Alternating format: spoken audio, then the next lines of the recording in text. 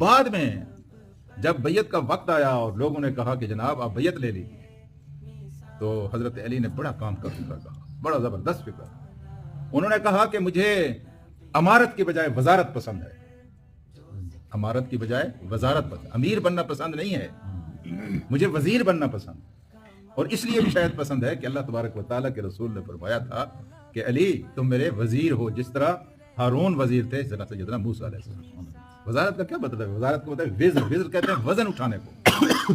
وہ افراد جو بادشاہ کا وزن شیئر کرتے ہیں، وہ افراد جو قوم کا وزن اٹھاتے ہیں. یعنی اس کی ڈیفینیشن اور اس کی تعریف میں بالکل اب الٹ ہو گیا ہے.